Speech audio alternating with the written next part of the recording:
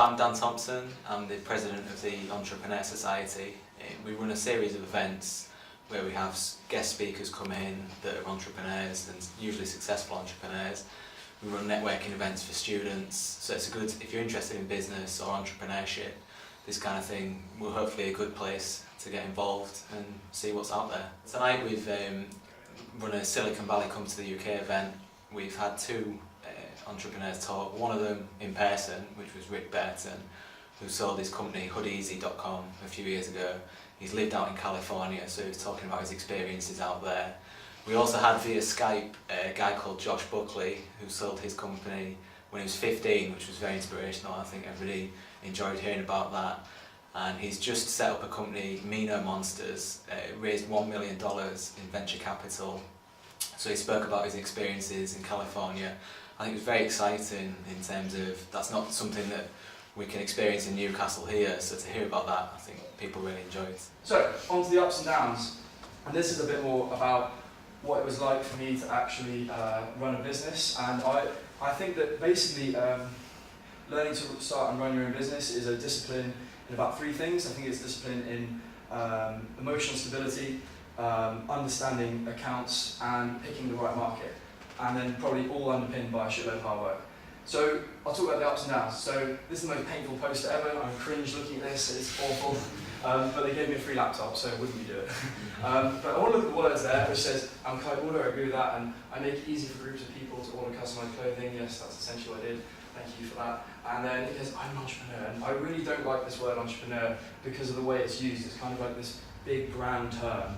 And I think it raises what was essentially calling up schools until they eventually let me sell them some hoodies to a level that just can't be sustained. So in France, it's just a person who organises and operates a business, which is fine. I'd be happy to be described as that when I was running Hoodeasy.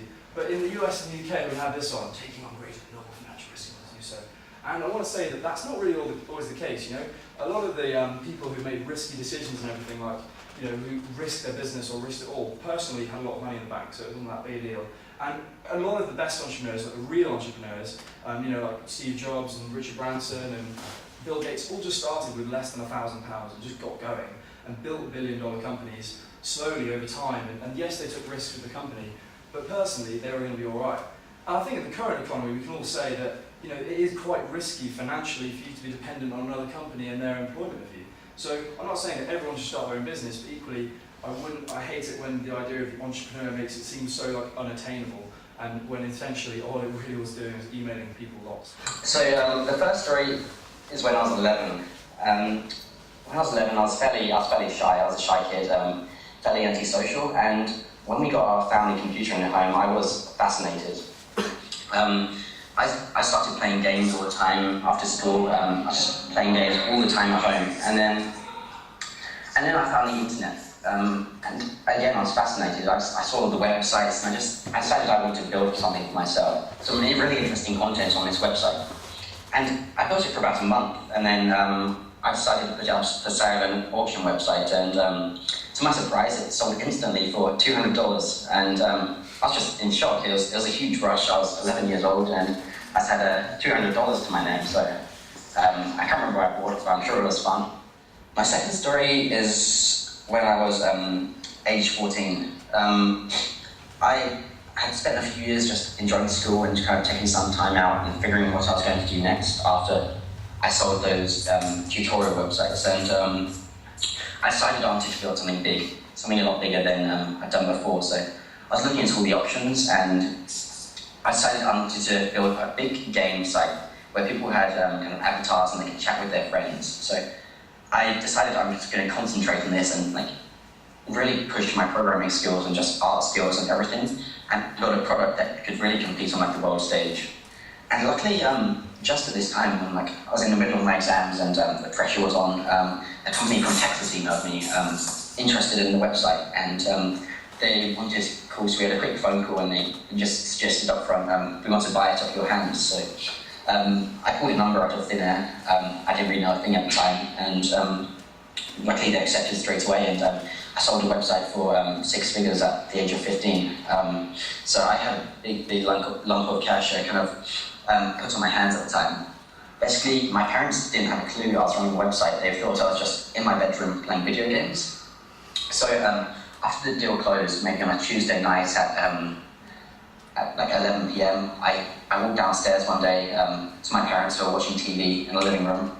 And the first thing they wonder is, Josh, why aren't you in bed? It's a school night.